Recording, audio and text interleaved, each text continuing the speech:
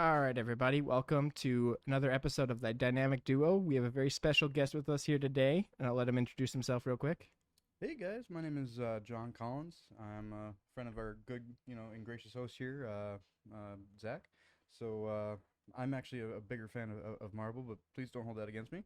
I do find a lot of the DCU slash DCEU very interesting, and I actually enjoy a lot of their movies and such. So bear with me, and I'm gonna try my best to try and keep up with Zach here, as he's more of the professional than I am when it comes to matters of the Zack Snyder cut. But let's see what we can find out. Yep, and so he's here with me today. Unfortunately, my regular co-host again could not make it for personal reasons, so I got a special guest with us here today. So we're gonna get right into the Snyder cut. First of all, I'd like to say that it's definitely not a perfect movie. Like, it's not like it still has its problems. It still has things that I wish could have been a little bit different. But overall, I felt like it was such a better movie compared to the original. And we kind of got robbed in 2017 because this movie I felt like could have competed against Marvel, and it would have came out before like the big Marvel movies like Infinity War and Endgame, giving DC a little bit of a edge because of the big team up and the setup for the future. Yeah, a little bit from what you were telling me about it before we actually started recording the show here, and how it would have really, instead of splitting up a dichotomy of the fandom of the different comic books, whether it would have been DC or Marvel. I love how if they would have been able to release this cut, it would have actually given DC a foothold in that fandom world. Yeah, and I feel like they were setting up this world, and if you watch the Snyder cut, it kind of gave you the opportunity to realize what he was really building to. Because a lot of people's complaints were they were rushing, they didn't feel like there was character development, they felt like characters were out of place. But after watching the Snyder cut, we go from, for example, Man of Steel. A lot of people complained about Superman not being Superman because he was very um, dark and not knowing how to be Superman yet, not lighthearted. And I feel like he was trying to like make Superman human and Mm. actually bring him to like what would Superman be if he was real. And then Batman versus Superman, we get into he's conflicted of like how do I be Superman? What's the point of being Superman? And we bring in Batman, who had just had Robin die, and so he was very angry and aggressive because everyone he's ever cared about has either died or fallen to the dark side, basically. Essentially, like Harvey Dent turning to Two Face. Harvey Dent was his best friend growing up, and now he watched him become a villain. Joker killed Robin, so he just goes into this dark turmoil, which is in the comics as well. And then he meets this superpowered being and watches him destroy the city with get fighting Zod. So he's like, this guy could turn evil. What am I gonna do? Because he's really powerful. So that's why he ends up fighting Superman and being like, we have to get rid of him because of his rage and because of his knowledge of all of the things that happened at Gotham. And then he gets to the part where I know a lot of people make fun of this scene, but he goes, Superman says, "Save Martha," and he says, "Why do you say that name?" And in my opinion, that was brilliant because even as a comic fan, I had no idea that their moms had the same name. So it was kind of like a whoa, I never thought about that. And then that made Batman realize, hey, Superman is human. He grew up human. He may be an alien, but he's still more human than I am sometimes. And that's where he gets into, I'd be friends with him. And then I at first I thought, hey, killing Superman in Batman vs Superman was the wrong move because we hadn't gotten enough time with him. We had Man of Steel and then Batman vs Superman, boom, he's dead. After watching the Snyder cut, I realized it's genius because obviously the most powerful being would be able to take on anybody if without the help of the Justice League. So this killing him forced Batman to get the other beings together to build the Justice League to fight against other beings. And then yes, they did bring him back, but they were trying to prepare for if they didn't have him. And now you have him and Batman's kind of the team leader, which is kind of a cool concept. So he was developing things and building things and people just didn't give him the credit or time. And the studio decided to step in and be like, hey, you can't do it this way. And in my opinion, that was their biggest flaw. Absolutely, and that basically led to the downfall of basically the market value of the DC or DCEU name overall. And as you were saying, I mean it kind of plays into the going back to what you were saying about with Bruce Wayne and basically all the suffering that he had gone through and how that basically led into him becoming the leader of what now formed as the Justice League. It's interesting to look at because I mean that's what makes a superhero. Mm-hmm.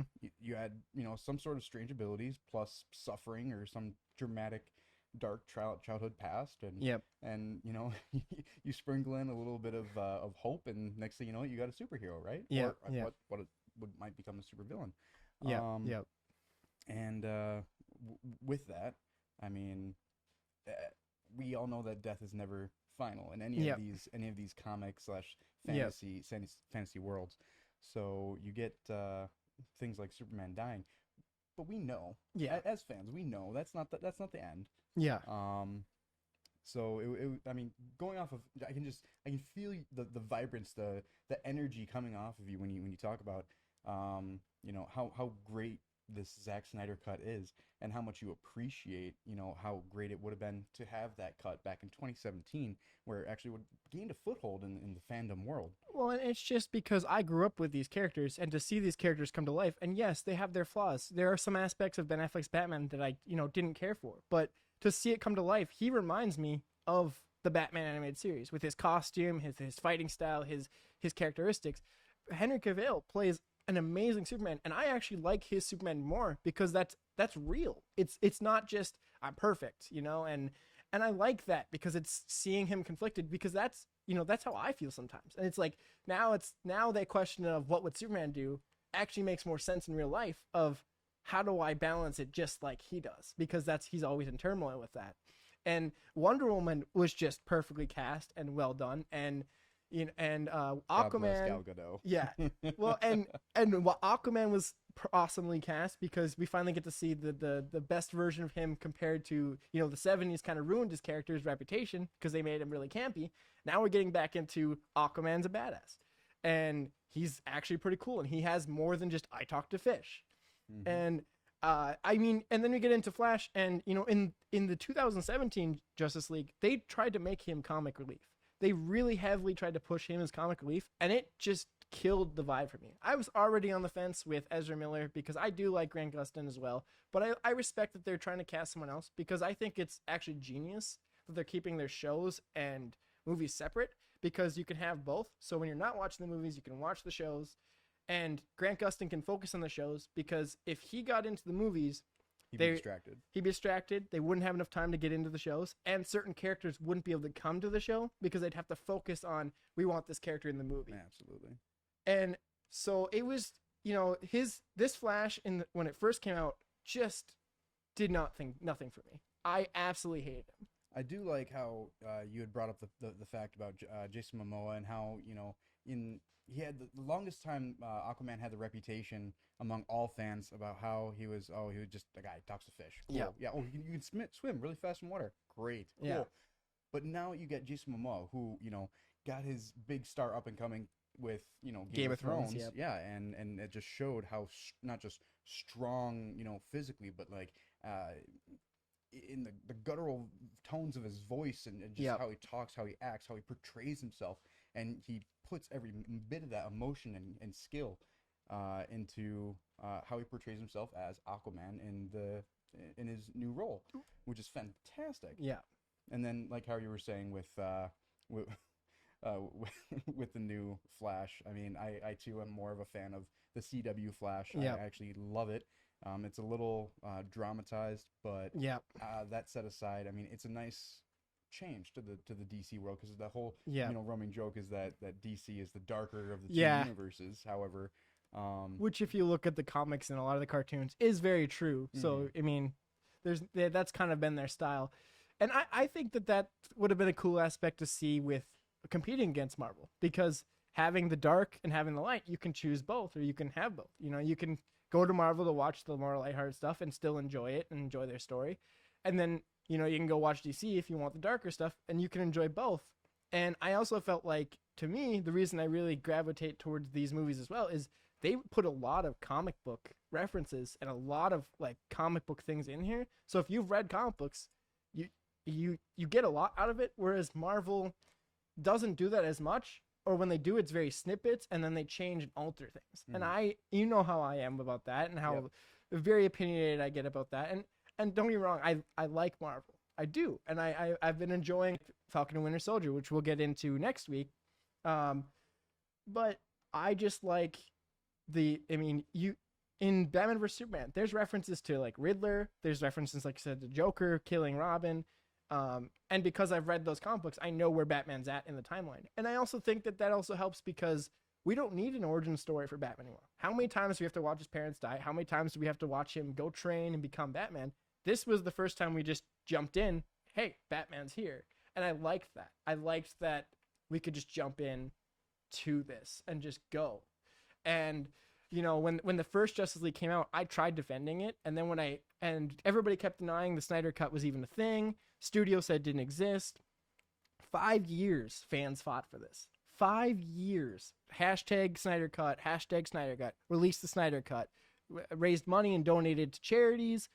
And to see it actually come to life, even though it came too late, is still kind of an amazing, wonderful feeling, because now I don't have to be like, hey, Justice League was an okay movie. I can be like, this was awesome. And now, hopefully, people are already trending with restore the Snyderverse. Hopefully the studio will pick up on that and be like, okay, let's do this. Because if they just picked up from where they left off, they could easily use the Flash movie to just reset it and go back to what they wanted to do, or what he wanted to do, and still do Robert Pattinson's Batman and have his stuff. So we can get the TV shows, we can get Robert Pattinson and anything else they want to do, and still have the Snyder stuff. And that's the cool thing about DC, is it's almost like we're getting comic books live, where it's alternate Earths, and they can all coexist and all still technically be connected through the multiverse.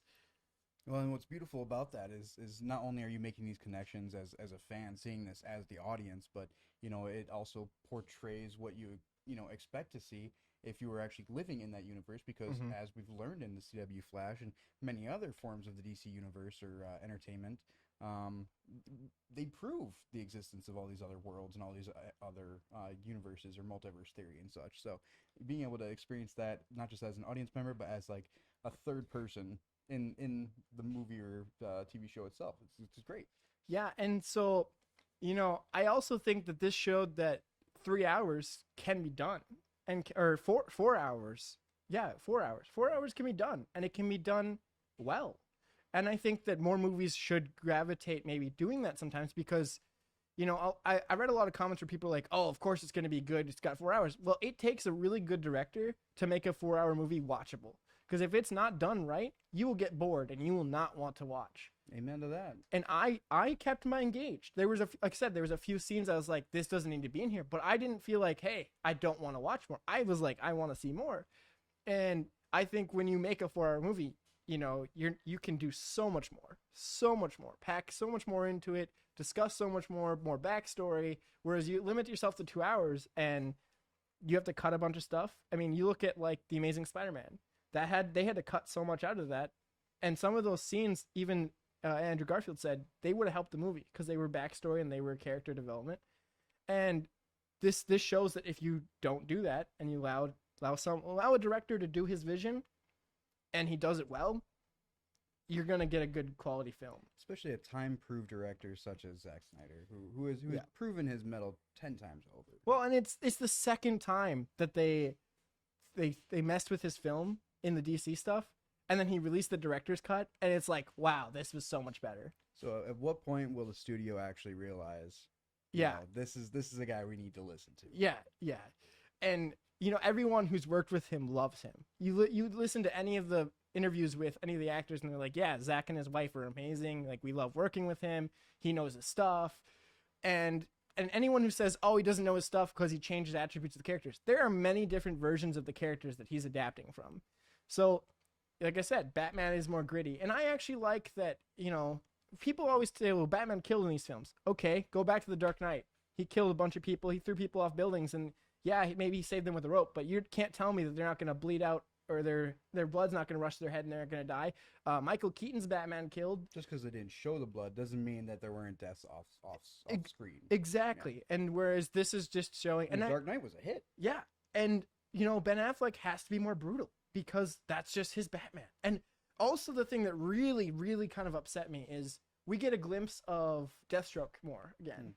And his costume is phenomenal, and I love it. Well, he's a key player Yeah. in the entire DC universe. So. Yeah, and we were gonna get the next film was gonna be Batman with Deathstroke versus Batman, and that got canceled because the studio got so involved that Ben Affleck felt pressured and got resorted to drinking and had to go to rehab for it. Yeah. And can I just like the fight sequence between those two would have been so freaking Epic. good. It would have been epic. It would have been epic. They said Ben Affleck and the guy who plays Deathstroke, I don't remember his name, both talked that they were inspired by the trailer for Batman Arkham Origins. If you watch the trailer when Deathstroke and him fight, that fight scene, so good. So good. And I just to see that would be on live action, especially after watching Ben Affleck take down all those guys in that warehouse. I was like, this is the first time we're getting to see Batman like murk people straight up. That fight sequence was so good, so clean, so Batman. Every other Batman we've gotten has been kind of clunky when they fight, because of their suit and because of the choreography. And I just felt like, again, this was written from the pages of the comic books as Batman, and it reminded me of Kevin Conroy. Like if Kevin Conroy voiced his Batman, that's who I'd be. And then, we get into Cyborg. And Cyborg, a lot of people know him as a Teen Titan, but in the New 52, they made him a Justice League member. And in the original film, he was just kind of there. He just kind of popped out of nowhere, and we didn't really get much about him. A little bit of his backstory as a high school football player and whatnot. And after that, you don't really see much of him. Yeah, and in this one, they really dived into it. They really got into his dad was a key player in this film. His dad was actually, it mattered in this film. And His dad is the one who signed him on for the cybernetic program, right? So in this, he ends up getting an accident, and then he was gonna die, and his dad uses one of the mother boxes to bring him back to life, causing him to become cyborg. Gotcha. And so his dad so his dad didn't go to any of his football games, and so he got upset. They got into a car crash. His mom died. He becomes cyborg, and he kind of has this regret towards his dad, but his dad becomes a key player. And Cyborg was more likable because, again, he also got made into comic relief. They kind of tried to make him into a Teen Titan style Cyborg in the original, and that's just not this Cyborg that we were supposed to get, because New 52 is not a Teen Titan Cyborg. Now, it does have to be specified which Teen Titan, because you have the newer, younger cartoon version of the Teen Titans, which, in my opinion, is just... It's garbage. What is it called? Teen Teen Titans Titans Go. It's trash. Now, that one, as a comic relief character, I would just throw in the garbage and never look at it again. I'm talking like the original Teen Titans, like Beast Boy and Cyborg. Good Teen Titans. Now, having him as a comic relief character, in that sense of that type of Teen Titan character, I don't see how that would be terrible, but I wouldn't have that portray his entire character throughout it just didn't fit. Film. It didn't fit the film. Mm-hmm. It didn't fit the film for the original, and it wouldn't have fit the film for Zack Snyder. Zack Snyder was trying to build a more serious, grounded, New 52 style Justice League. There wasn't much room for comedy relief. Yeah, and the thing I like about DC is they don't force comedy. There were plenty of funny scenes where I was like, hey, that's funny. But it wasn't like in my face. It wasn't like they wrote a joke that was like, where did that come from? It was just there, and it was well written. And the other thing is the Flash. So we talked a little bit about him, but he had no part in the original. In the original, he was heavy comic relief. He was awkward. I mean, there's that sequence where Wonder Woman's falling down, and he goes and touches the sword, and then he falls on top of her. And I felt like that was just awkward. It was a slap in the face to all people who are the Flash fans. Yeah, honestly. Yeah, and it was sexist against Wonder Woman as well because of that whole thing. That wasn't in there. That didn't happen, and that I was like, this is clean. This makes sense. And also, whenever they had a shot with Wonder Woman, it was from above her, not from below her. From her waist. And I felt like he treated her more respectful in that sense.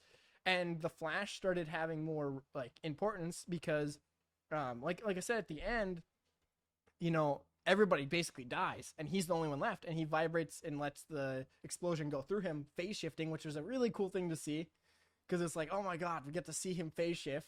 And then he had talked about how he never wants to go faster than the speed of light early in the film because he's afraid to, and then he's just like, gotta do it one more time. Gotta, everyone said I gotta save him. I gotta go back. Come on, Barry, make your own destiny. And then to see him like, and as he's running, like the world is regenerating around him because he's going back in time. It was so freaking cool to see him actually have a major part. Because in the original, that sequence wasn't in there, and instead of doing that, he was off saving some Russian family. That made no sense to be there because they're in the Chernobyl area. So it's like, why is this family even here? Because this is a radioactive area. Also, why did he pick Russia? And that was explained in this. He picked Russia because the mother boxes actually feed off the toxic energy, so off the toxic or like the nuclear energy that's still there. The residual, yep. Yeah, feeds off it, which actually made it go away, which is why when they go there, they don't have to deal with the radiation because it's all being fed into the mother boxes. And that made sense. I was like, you just built a base, makes sense why you picked there. Cool, I like that. Let's talk about Steppenwolf too, because in the original, like I said earlier before this podcast started, in the original, he was just kind of like, I'm the bad guy. I'm here. I'm going to kill everybody. Mm-hmm. And he was poorly CGI'd, in my opinion. Oh, absolutely. And he just was a generic villain. It was definitely like potato CGI, and he was just there. Like, no backstory, no legitimate plot behind it. He just showed up, and I was like, you're all going to die. Yep. And it's just a generic villain, and it was kind of, lame. And then, so we get into this, and I like the new design. I like the design he picked, especially because they're going for that darker tone. And I liked the scarier tone. He was kind of intimidating and scary, in my opinion. And then we get into the reason he's actually on Earth is because he got banned from Apocalypse, which is his home world, where Darkseid is. And he has to bring 52,000 planets destroyed before he can come back as redemption because he tried to betray Darkseid. And so you get into like he's there because he wants to go home and he just wants to please Darkseid. And then they bring in Darkseid. And oh my god, Darkseid. Yes. I'm mad that we may never, because if they never actually do it, we may never get to see him like fight the Justice League because his voice alone is so important, and the guy that they had voice him, so good. I was so pumped, and to see like the mega beams and just all the stuff, I was just like, yes, I am excited for this. Come on, bring it on, give me more. And I have a feeling they're going to, because like, even the actors are like, hey, I want to do more. Like, let's keep going. But to see him come to life as well and be kind of like the Thanos of DC was just so awestruck. Like, I was just not prepared. Like, I knew he was going to be there because I've done all the research on the Snyder Cut before it even came out. I knew he was going to be there, but I was not prepared for what I saw. So let me ask you this, as you're the more knowledge-struck person when it comes to the DC universe, or DC comic universe, or entertainment, whatever have you. Now, me as a Marvel fan, or MCU fan, more specifically, something I always loved is the interconnectability that they had between all the individual films or film series, whether it be Captain America or now with Doctor Strange and moving into their new phase and all that kind of stuff. The trials and tribulations that they go through as superheroes in their own movies and how it interconnects into the entirety of their culmination event, i.e. Infinity War and then Endgame. Yep. Do you see much of that in the DC universe? And if you do, like, how come it hasn't been getting as much light? Well, first of all, it's because they didn't get to do the way they wanted to do. So, for example, like I said in the beginning, Superman in the first film wasn't the perfect Superman we know. He was still very like raw, still very like, how do I be Superman? Batman vs. Superman, we see him kind of trying to figure it out and balance it and still not know how to do it. And we see Batman aggressive and angry. And then we get to Justice League, and if you go based on just the Snyder Cut, Superman coming back is him being reborn as the more lighthearted Superman that we now know, because now he's figured out this is who I want to be. Batman's brought back into the light and brought back into like, hey, I'm not, there is still hope. We can still be heroes. And Wonder Woman has been developed into, she can trust people again and be, with friends again, because she didn't have that trust, because after Wonder Woman, after Steve Trevor, dying, She was like, I don't want to Trevor be or Steven? Steve Trevor. Steve Trevor. My bad. That's all right. But so we get into, she finally trusts, and then we haven't got to see what they were gonna do with Flash yet or Cyborg because we haven't gotten into those next films. But they all got brought together and had to kind of balance the team together. And then also Aquaman, with if they'd gone with the Snyder cut, and then you go into Aquaman's movie, you see him kind of, he didn't want to be Aquaman. He just wanted to be regular. He didn't care. And you see him kind of grow into, now I am Aquaman and I need to take responsibility. So I think the reason that you don't see that is because fans didn't even give it a chance. They shot it down because they're so used to the Marvel formula that they shot it down before it could happen. And then B, the studio stepped in and decimated what his vision was. As well as, Marvel took their time and built everything slowly, whereas DC wanted to jump right in. And I think it was a smart idea because that's kind of what happens in the comic books. They don't just be like, hey, we're going to form a team. They kind of just get thrown together. Hey, we're a team for this fight. And then they're like, we're going to go our separate ways. And then they realize, no, we should come back together as a team. And that's what he was doing. Mm-hmm. I also think that, the characters are so mainstream. Most people know who Superman, Batman, and Wonder Woman are, at least, that they could just jump in and it would have worked had they just kept going, compared to Marvel having to, because a lot of people, if you hadn't read comic books, Iron Man was listed as a B-list character before the Iron Man movie. And then he just took off. Thanks to Robert Downey Jr. in the first Iron Man, and the Guardians of the Galaxy, nobody, unless you read a comic book, most people had never heard of the Guardians of the Galaxy. They took off. Ant-Man was kind of again, B-list character. C-list even. Yeah. Yeah. And so they had to do the slower build because some of these characters weren't well known, whereas DC can just jump right in because, we've had Superman.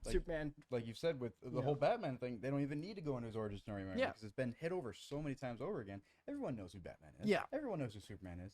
Wonder Woman, yeah, everyone knows. Yeah, it's the Flash and Cyborg for sure that you might have to go into a little more, but you can do that by introducing them in this and then go into their stuff like they were going to. Well, and there's so much to hit on anyways. They have such a rich backstory, such a rich history. I mean, there's so much that they can actually, play on, portray off of, continue on, add on to. And I also think that the other thing is you have to think that DC has been heavy animated. So a lot of people know about them because they have so much animation, whereas Marvel didn't have a lot of animation. They had the X-Men and Spider-Man and maybe the Avengers, Earth Mighty Heroes. But the only two ones that I think are mainstream are the X-Men series from the 90s or 70s and the Spider-Man series. And those were fan favorites and everybody knows who those characters are. Everyone else is kind of, except for Hulk and Captain America, were kind of unknown characters or B-list characters. Yeah. And so again, that's where they had to take the time and build stuff, and they did a really good job, and in my opinion, before Disney bought them. And I think after Disney bought them is where I start to go downhill a little bit. Right. And I don't blame you there either. But I think, the mouse needs to be, needs to know when to stop. Yeah, definitely. But and it's just this movie was just so fun to see, and like I said, I like 4-hour movies, so I was excited for a 4-hour Justice League. I was like, yes, let's go. Because if they actually promote themselves as a 4-hour long movie, it's going to be as good as Peter Jackson's Lord of the Rings, the extended cut. You know? If it comes out as 4 hours long, it's got to be good. Okay, hold on. I'm gonna read one of the questions here. Sure. So we got a question from Chad Simmons, and it is he's seen all the Marvel films, but I don't know about DC films. And he has a girly girl, but also loves to watch bugs and animals. Which DC films should you try? Okay, so DC films that you should try is definitely Wonder Woman. Wonder Woman was a fantastic movie, especially for girls, because it was empowering without being in your face about it. And I would say Man of Steel, because Man of Steel was kind of a great it was a wholesome movie. Yeah. Yeah. So the other thing I think about this film is there were some scenes that kind of undercut the film. So Martian Manhunter, he Now, is that just the commonplace name for John Jones? yeah, that's his like superhero Okay, name, yeah. gotcha. Okay. Um, so he was the general, from the military, which I knew way ahead of time because again I'd done research and was like, oh my god, that's so cool. And he kind of, I think the reason he doesn't ever come out until like the very end and says, hey, I'll get you next time, kind of, is because he's still unsure because from his planet, and he's like, I've been pretending to be this human. And I'm also the general of the military. So if I come out and not be the general of the military is gonna struggle, type thing. So he kind of had responsibility to the military and didn't want to come out. But the way they introduced him, I didn't think about this until after, and I read a comment on it. First time you find out he's even in the film is Lois Lane is kind of sulking in her apartment, and Martha, Superman's mom, comes in and is like, Lois, you need to get back out there. You need to, get up and get off your feet, keep going. And then she leaves, and as she closes the door, Martian Manhunter is turns out of her. Like he shapeshifts back into Martian or into the general instead of being Martha. And in my opinion, I read a comment where it was like that kind of undercuts the whole motherly like love like thing, and I felt like that was kind of true. Like it wasn't the right way to introduce him, in my opinion. It undercut the feeling of the moment. It was more of a deceptive act rather than a motherly love act, which is something I think was a very pivotal moment for introducing that character. Yeah, well, and it would have been a more pivotal moment for Lois and Martha to have that bonding moment, especially after him dying. And Absolutely. instead, it just kind of got thrown away with Martian Manhunter pretending to be her. Yep. And getting in also with that, also I felt like this film really portrayed and did a good job of making you feel like you missed Superman, because previously they killed him, Justice League happened, they bring him back, and it was like we had no time to mourn, we had no time to feel the loss of Superman. It was kind of like, yeah, I agree, it felt rushed. In this film, the first like half the film, you see all the people like with signs saying like, we miss you, Superman, and it was like, wow, that actually had an impact on me. I felt like, I could see why people were mourning Superman, and to feel him, not be there was kind of heavy. As opposed to the Marvel universe where you have Tony Stark die and Yeah. you have an entire movie. Yeah. You have Spider-Man Far Away from Home or whatever it's Yeah. called. An entire movie devoted to him being gone. Yeah, and you also have like all the buildup of him, and like him being the foundation of the Marvel universe to him being gone. It was like, oh my god, heartbreaking moment. And so that was kind of nice to see too, of like, hey, this makes sense now. It makes sense why him being gone mattered to people. It didn't feel like that in the first film. As well as, this film it had so many well-pieced things, and I felt so bad like watching him. Like, I can't imagine being some of the actors who didn't even make the cut. Like I said, Darkseid wasn't even in the original. That actor knew he filmed those scenes, knew he was in it, and didn't get to be a part of it. Iris West, she was in a little bit of it, gone. Crucial character. Yeah, and they're gonna develop her for sure later, because he just met her. They haven't actually like talked yet. He saved her life, but just gone, didn't exist. J.K. Simmons just barely in the film, as Commissioner Gordon. He actually had more of a role. He had more of a play. Even like I said, Cyborg's dad just kind of kicked aside, and I feel like that sucks. Also, what's crazy is that, this isn't even the full film, because he had another hour of footage he wanted to put in there, and the studio still stepped in and said, no, you can't do it, because they didn't want certain things in there. For example, Green Lantern. He had plans, and he filmed scenes with a guy to play Jon Stewart as Green Lantern, and was going to make an appearance with Martian Manhunter. Would have been so freaking cool. I think that's a big mistake on the studio's part, because especially the fact that you chose Jon Stewart as the Green Lantern. He would have been the perfect Green Lantern to bring in. I love his Green Lantern. I love like his elements. I love Hal Jordan, and I think I want to see him too. But Jon Stewart would have been, with everything going on, perfect way to kind of still keep going and be relevant. And his character could have been a strong character. And I feel bad for the actor, because he went on and tweeted like, yeah, I filmed scenes and everything, but they didn't let me be in there. And then there's the whole sequence with Batman finding the parademon nest and investigating. That would have been awesome because that's Batman, and it would have been nice to see him kick some butt in against parademons, as well as Superman not having the beard and the mullet like the comics. It's funny, but like that's what happens when he first comes back, is he grows a beard and a mullet, and they were gonna do it, and studio said no.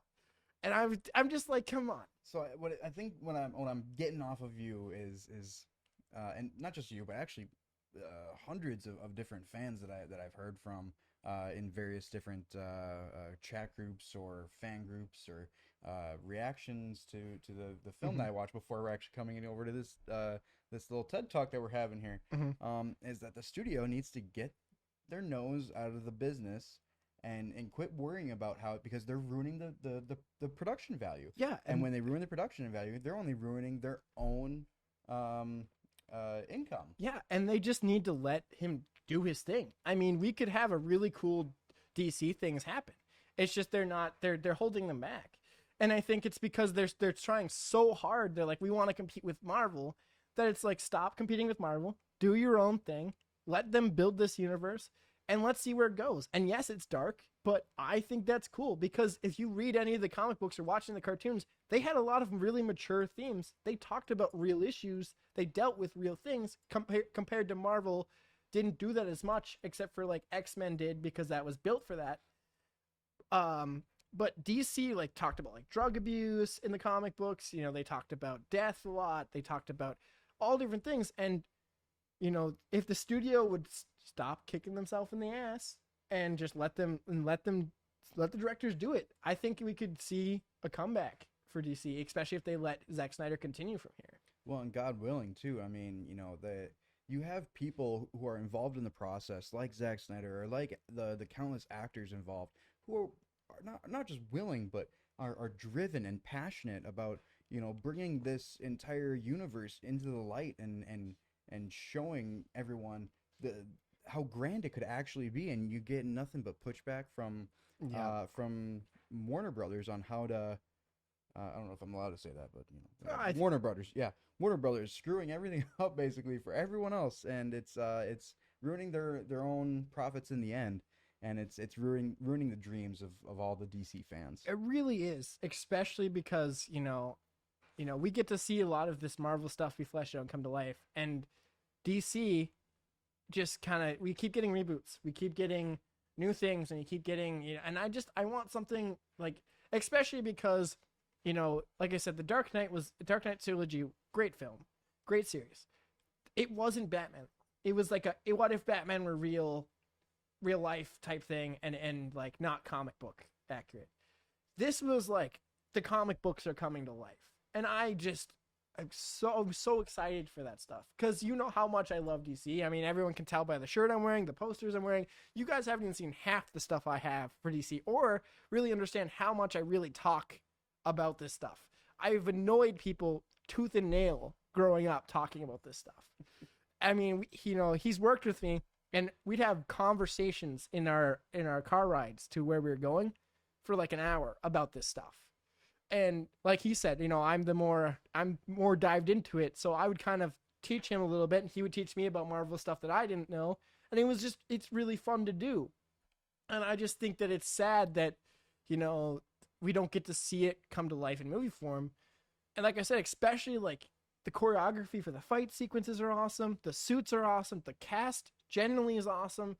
And they all love what they're doing. Henry Cavill is a huge nerd, loves Superman. He was playing World of Warcraft when he got the call and didn't actually answer the call because he was so developed into this geek stuff. That's hilarious to me. Like, that just proves that he's the man to be Superman.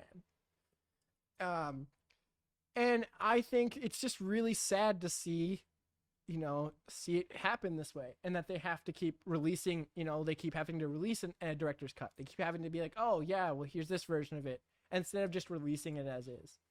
So all you DC fans at home, let's make sure you like, subscribe, and definitely, put the power to the metal, pedal to the metal and power to the people when it comes to, getting Warner to listen to the fans. I mean, I've heard this not just from Zach countless of times, but also from all the DC fans from around the world that they the studio really just needs to listen to the fans. They know Yeah. how to produce these types of films, and they know what they want. And we're willing to pay for it. Like I was willing to buy HBO Max to watch this film. I would be willing to keep my HBO Max subscription to see more DC stuff because I know they're partnering with them now, and I would be gladly, and I will go to every single like DC film. I love, like, I don't care if it's Elseworld, I don't care if it's Snyder. I want both. I want to see Robert Pattinson play his trilogy out. I want to see the Snyderverse continue. I want it all. You and thousands of others, really. And I mean, yeah, keep hashtagging restore the Snyderverse. Keep doing that out because I think that's what won us out with the Snyder Cut. You know, we did it for 5 years and people told us we were stupid and said that, oh, it doesn't exist and that it's a trash movie. And this movie was a laugh in the face of all the people that said, oh, it's a trash movie. It's the same movie. Because it really wasn't. It had the same elements, but it was not the same tone. It was not the same structure. And it was definitely better. And again, like I said, it's not a perfect movie. There's some scenes. There's like a scene where Aquaman goes into the river and there's a woman who starts throat singing. And I was like, what is this? Why is this here? But, you know, all films have their flaws. There is no perfect film. Every film has something like that you can nitpick about it. And I think that people need to back off a little bit and just enjoy these, you know, and look at them for what they are. As long as the fans are getting what they deserve. Yeah. I mean that's the whole point of making a film in the first place is to bring a video and audio together. Taking what you love about the comic books and the lore and all these stories that you heard of as a kid, and bringing it to life on the big screen. Well, and it's just so cool that he's adapting from different comic books. Like, he's definitely adapting from Injustice: Gods Among Us. He's hinted at that so many times with those nightmare sequences.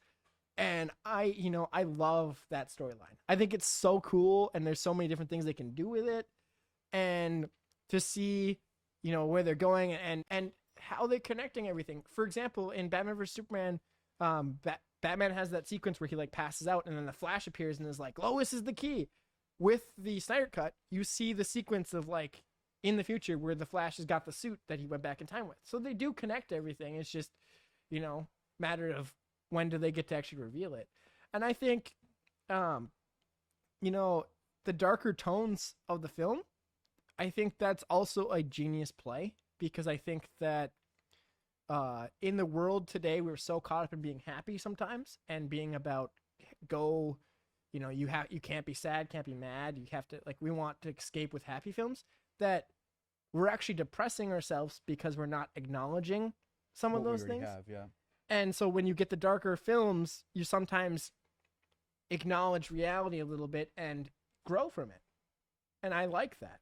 And I think, again, that's why I think both can exist. You can go watch Marvel and be like, hey, I like the happy tones. And they're starting to dive into some stuff. And yes, Endgame was not necessarily like happy, right? And neither was Infinity War. But it still wasn't as dark as it could have been, especially based off the comic books. Well, and especially given what proceeded in those films. I mean, those were very depressing events, and yet they still managed to make some light out of it. And I think a lot of that has to do with the fact that the studios and producers and whatnot that they were working with were willing to work with the fans. Yeah. They listened to the needs of the fans. Yeah. And I think that's exactly what needs to happen with the DC universe. Yeah. Well, and I also think that DC's villains are way more intense, in my opinion. Absolutely. Like Thanos in the comic books, he's so much scarier, so much more intense, and they made him kind of not as intense, whereas when we saw Darkseid, I knew instantly, I'm like, yep, they're going all out. And I was excited because I'm like, he literally is just pure evil. He doesn't care. He just wants to kill everyone and he wants to control everybody. That's his thing. And they were willing to go that dark with him, and I was ecstatic with that because that's his character. They weren't altering his character. They weren't like, hey, let's make him crack jokes, or he wants to save or he wants to save the universe by getting rid of half the population. And I felt like I was actually terrified of him, and I felt like he was a genuine villain, and I was ready to see him go toe to toe with everyone. Well, and what a fight that would have been. Too. Oh yeah, especially I would love to see if they brought the Omega Beam sequence where like nobody else can dodge it, and then Batman does because he uses like his agility to jump out of the way at the last second, so it hits something else, and then Darkseid's like, nobody's ever dodged my Omega Beams. Interesting, and even the Flash couldn't do it because he's like running and it still hits him. That would have been so cool to see. The one thing I didn't like about this Batman in this though is in the comic books, Batman does go toe to toe with some of the biggest, baddest characters, and I felt like they kind of sidelined him a little bit because they wanted Superman to kind of come in, and at the end he was kind of sidelined, taking on lesser people, and he did use an alien gun, and I did feel like, that was kind of inexcusable to me. That was like that's a little bit out of Batman's character. It's out of Batman's character to use an alien gun. Yes, because he doesn't like guns. He doesn't use guns.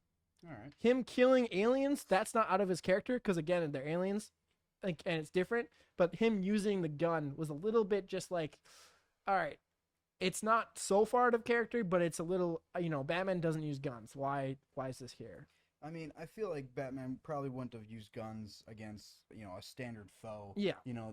That he feels is well within his realm of power to control. However, when he's facing these monster aliens from outer space, I mean, that's a whole other thing entirely. So, I mean, using an alien gun, I don't know if that's too terrible of a... And that's why I'm like willing to let it go. Like it's not like a oh my god, I hate this film now because he's out of character. It's just like a little nitpick of, hey, that felt a little out of character, just a bit, but I'll let it go. And I just, I love the costumes in these films. I feel like DC is really amazing with their costumes. They definitely put a lot of effort into it. Oh, it's so awesome. Especially like Batman's costume, just like I said, it screams Batman animated series. And also Frank Miller's The Dark Knight Returns, which is cool. And it's interesting to see the different inspirations. And I'm excited for the Flashpoint movie because they're still doing that. So we'll see where that goes. And like I said, maybe they'll use it to reboot and continue everything. But, we'll see. And I really hope they bring in Reverse Flash because they've kind of been setting that up with his dad. His dad was more of a role too because his dad was in prison and he visits his dad more. I don't know if you remember, but in the original, like he visits the prison and he like does that weird smiley face in the bald guy. That wasn't in there. And I feel like that, I'm like, yes, that didn't need to be in there. It was awkward. There's definitely a lot of the Flash world, the Flash universe, I guess I could even say. Yeah. I think I bring into the DCEU. Yeah. That could be a great benefit. Huge benefit. Well, and just imagine what they could do with his powers, with the high budget, the things that we could see, because he is the most powerful superhero. Well, and you know how they came out with they came out with Suicide Squad, and that was, I mean, let's be honest, a flop. Again, and that was also the studio stepping in. That was also the studio stepping in, but still. Yeah. And then, even with that being a flop, they decided to come out with Birds of Prey. Oh, and that was horrible too. But they did it anyways. Yeah. So, let's cut the crap. Yeah. Let's quit bringing out these crappy movies time after time after time, and let's just skip to the good stuff that there's already a fan following for, i.e. The Flash. Let's get a cinematic following for The Flash that'll tie into the DCEU. I do think that the fans did have an initial like cause of the studio stepping in because Man of Steel wasn't really well received when it came out, and I think part of that was fans were expecting again, perfect Superman, which is ironic because they had made Superman Returns and everyone was like, this Superman's too campy, this Superman's too, and then to go and they reversed that, and then it was like, big up your minds. And I feel like that was partially it. And then also Batman vs. Superman, got heavily criticized again, also because there's a lot of stuff that got cut that needed to be in there and when it got released. If you watch the Ultimate Edition, it makes sense. There's still some flaws in it, obviously. And then they just kept going, and they just didn't know when to let and then the fans just did not react well, and they started blaming Zack Snyder, and and then there's fans who don't like his style, and I think that's part of the problem too, is people aren't realizing he has a specific style, and I like his style. I think it's interesting, and I would like to see where he goes, and it's to each their own. As well as Marvel was kind of really huge when they started doing this DC stuff because they'd been, I think they were like several movies in, you know, they had Iron Man, Captain America, Thor, Captain America, Winter Soldier, and whatever else already in. So people were already kind of behind Marvel, and DC was like just starting. And, you know, you get into, it's like Xbox and PlayStation type thing, you know, you get into that competition and sometimes one side gets more love than other.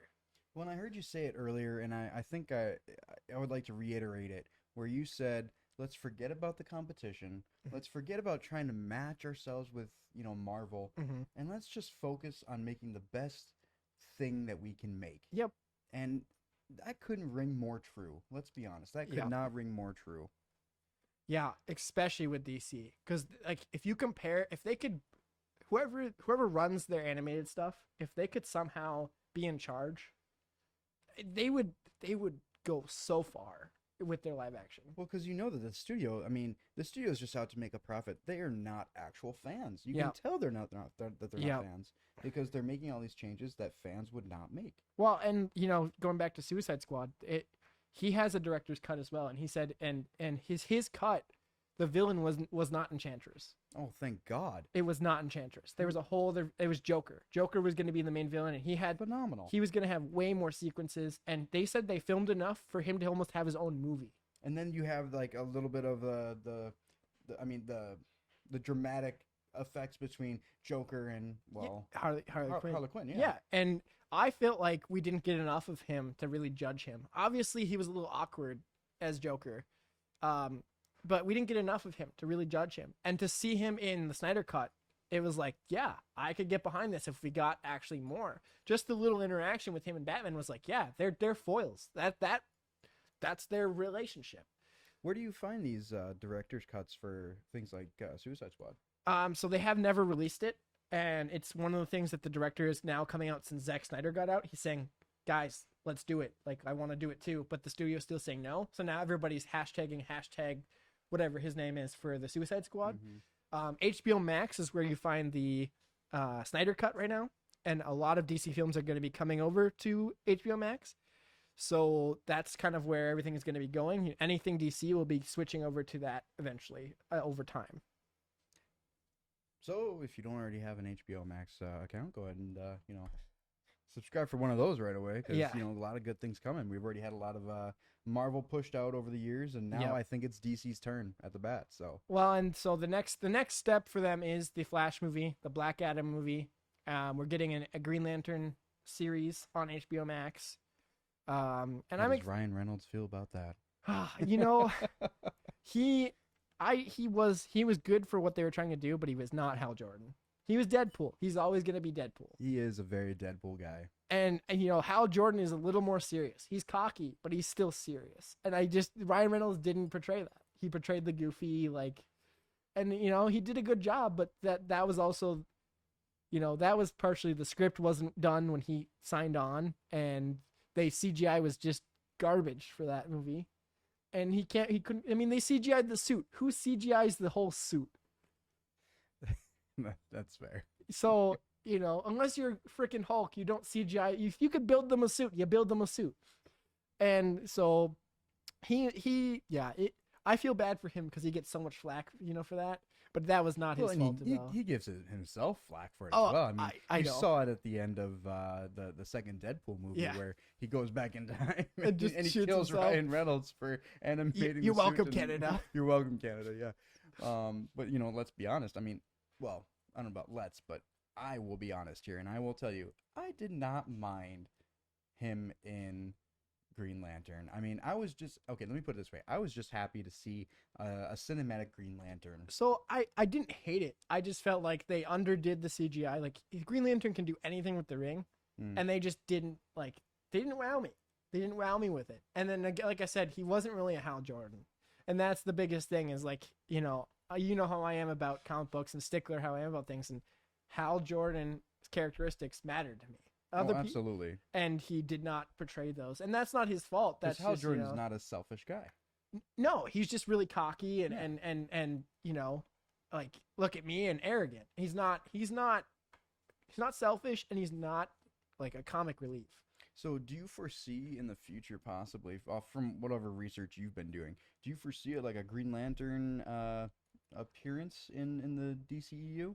I don't know because I don't know what they're doing with the DCU anymore. Like I have no idea what they're doing. It's kind of all up in the air, huh? It's all up in the air, and unless because right now, like we know the Flash movie is going to continue from wherever Justice League went off, but we don't know what they're going to do with that. We know Black Adam's going to be connected to everything so far, but we don't know how or why. I don't know what they're doing with the Green Lantern series. Is that going to be connected or is that going to be its own thing? No idea. Because of Justice League, everything kind of got scrapped. Like there was a Cyborg movie planned. There was, a Batgirl movie was planned.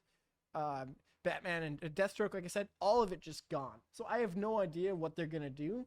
I'm hoping that, like I said, the fan reaction to the Snyder Cut, especially because in 24 hours it was blowing up, social media. It's still blowing up to this moment right here and now. So the fact that like fans are screaming for it, I'm hoping that they'll continue, and we will. And I would love to see Jon Stewart, especially the actor they picked. I don't remember his name, but when I saw the actor they picked and I looked him up, I was like, yeah, I could see him as Jon Stewart. And it reminded me of like, hey, they're trying to do the Justice League Unlimited series almost, bringing to life. And that's cool. And we know we're going to get Hawk Girl and Hawkman in the Black Adam series, in the Black Adam movie. We know Dr. Fate's going to be in the Black Adam movie. And it's like, these characters are now coming to life. And I'm like, why? Please continue so we can connect everything. Please.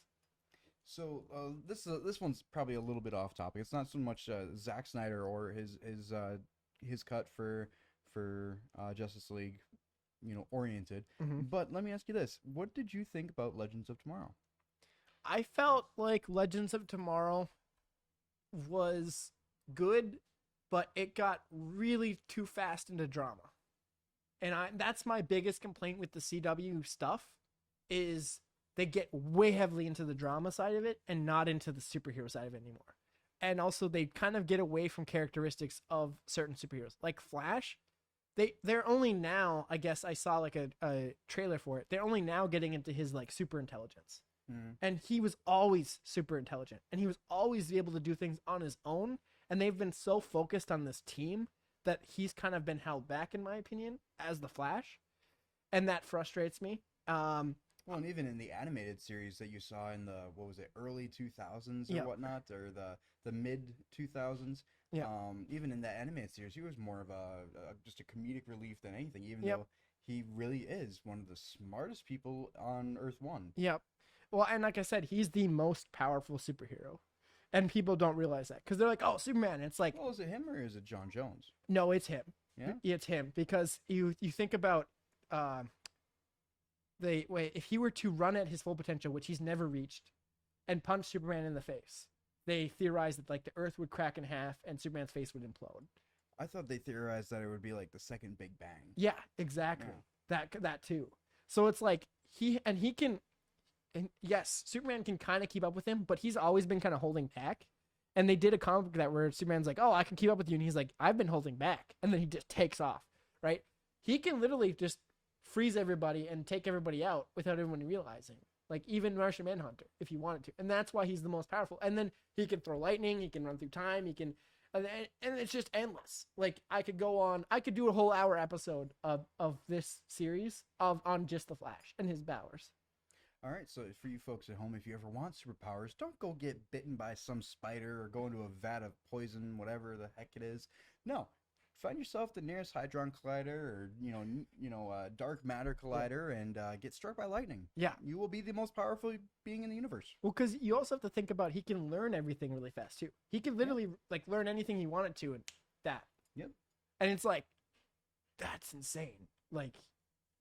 Wow. And then to the fact that he can go back in time. I mean, he can alter everything.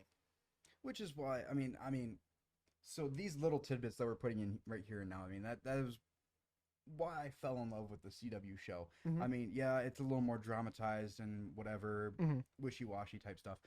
But that is why I fell in love with the CW show, because it actually does highlight some of these attributes. Mm-hmm. You see some of these attributes. I mean, there might be just snippets here and there throughout the show. Yeah. But it really does highlight some of these amazing skills that the Flash really does have, and I really hope that they put that into future Justice League films, Oh, down the road. like I said, I'm super pumped for this Flashpoint film because if they bring in Reverse Flash, there's so much they're gonna do. They have to. If they're going to be doing a Flashpoint, they have to bring in Reverse Flash. I mean, there's no doubt about it. Yeah, and I think that's just so cool because to see them battle it out would be awesome. And that's another thing too is like they did a really good job with the Superman and Lois show. We did our first episode. We did a review of the first 5 episodes. They start back up this week, I guess, but that show surprised me because and we're gonna go a little bit over time today because I just want to keep discussing, and I think it's it's good for today. But yeah, the Superman in the CW series, like when they first introduced him, like I said in the episode before, I didn't really like it.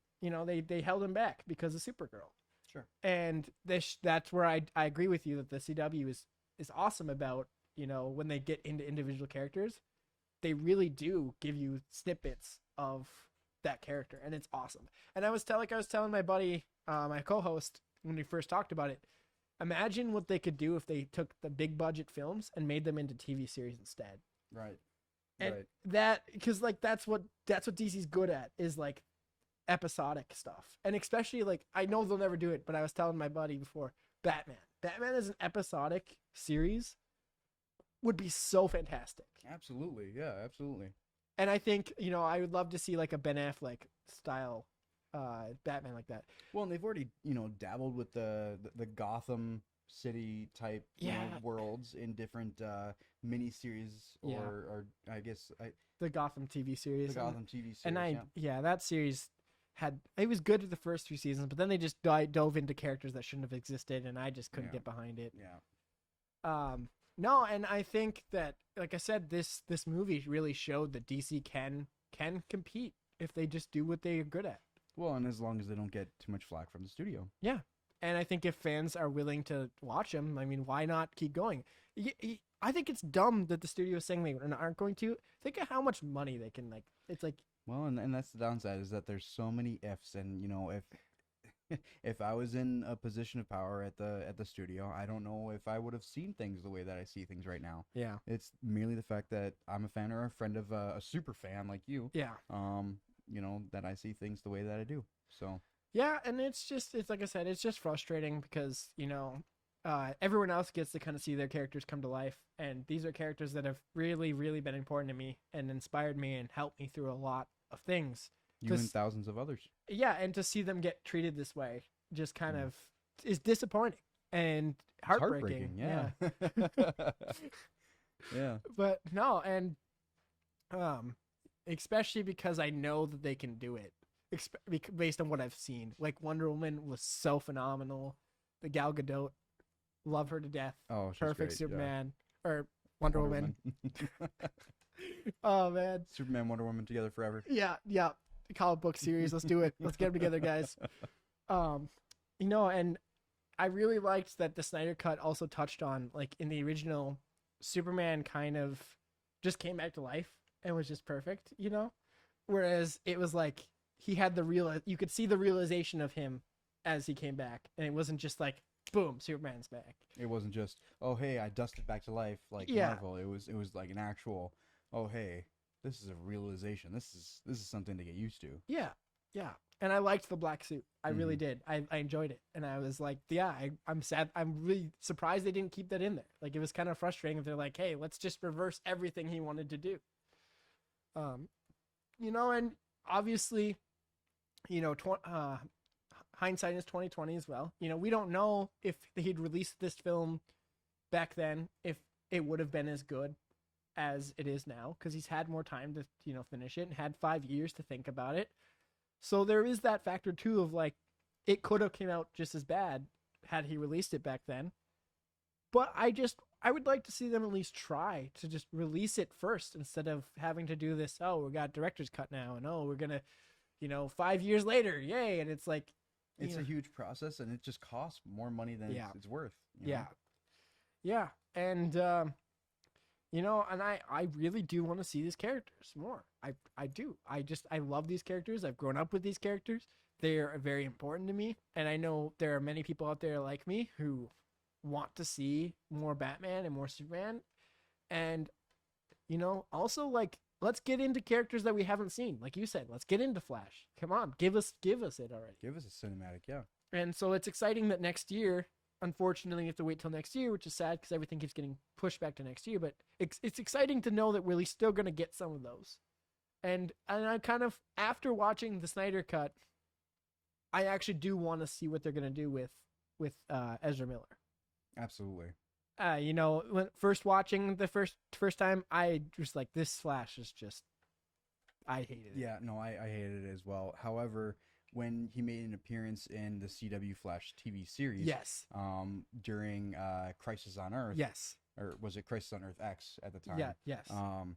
I thought that was phenomenal. I may not have liked him as a Flash, but the Yes. fact that he is a Flash from one of the many alternate Earths Well, was just a amazing thing that they just kind of subtly threw in there. It's like a Well, little and that's spray where I of think- flavor. that's where I think it's awesome because unlike Marvel where they're trying to connect all their TV series all the time, which I think kind of drags sometimes, they can connect everything without ever having to be connected. Like you can still have the CW, you can still have the like Robert Pattinson and Snyder stuff, and all of them are connected, and all of them can make crossovers, Absolutely. but they don't ever have to like rely on each other. Like Robert Pattinson, They can be their own thing. yeah, Robert Pattinson can take on his own villains and not have to worry about like, oh, Jared Leto's Joker. He can have his own Joker. He can have his own Riddler. Well, and that's another thing that they can really focus on also is the fact that they've had how many Jokers over the past years, and they can use those Well, and again and again and again because there are other Flashes, there are other Batmans, there are other Supermans. There's so many worlds and possibilities to explore in the DCEU. and there's a comic book where they have three Jokers and they explain how Joker, right? Imagine if they brought that to life now because that they've had this multiverse. They could bring it to life. Exactly. And it's just so exciting to know, like, especially because I know DC likes to stick to their source material.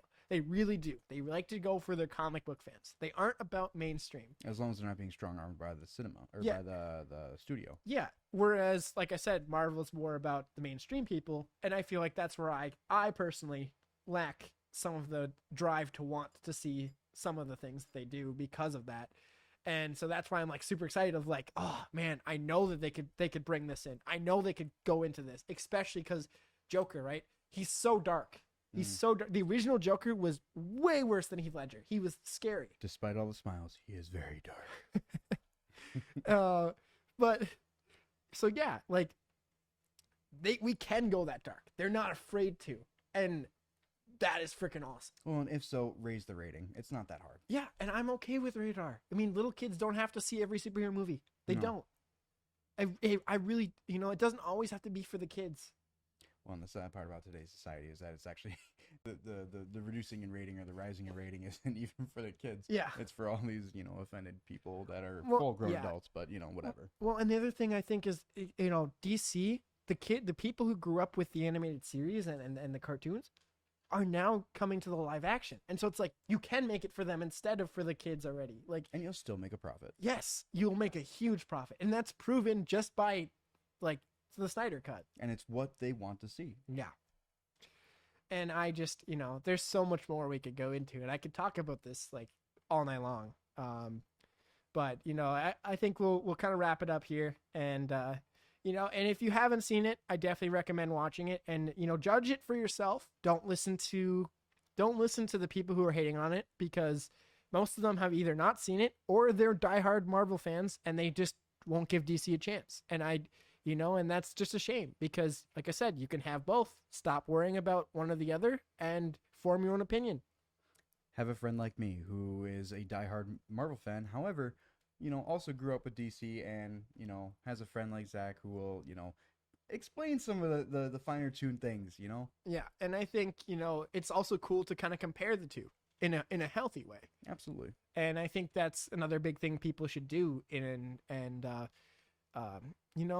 stop listening to what everyone says and actually form your own opinion. Watch it before you make a judgment. And if you still don't like it, that's fine. Then it wasn't for you and you can move on. And I think that's great. At least you gave it the chance and at least you tried. And I applaud you for that. And, then your taste. And everyone has their own taste. And, it's up to you whether you want to give it a chance. I'm just saying that, don't take my opinion on if it being good.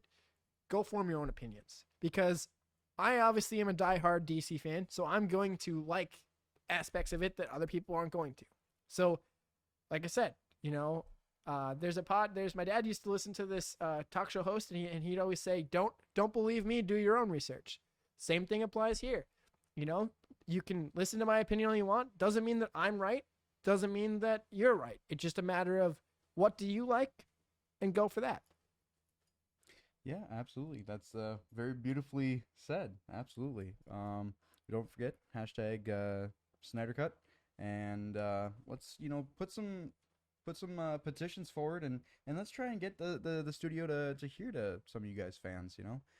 I may be a Marvel fan, but I want to see the DC fans time in the light. I want you guys to be able to see and enjoy the cinematic joy that I have felt, with the rise of the Marvel universe. This is something you guys deserve, and I would love for you guys to experience it as I've come to enjoy it. Well, and we lasted 5 years. We can last longer. So just keep plugging away, and keep staying strong, and know that if we fight for it and be loud enough and be peaceful about it, like we were with the Snyder Cut, eventually we'll get it. And maybe if we don't, we'll get something new that will come out even better. And who knows? I think the future for DC is definitely bright, especially with a lot of the stuff that they have planned for sure right now.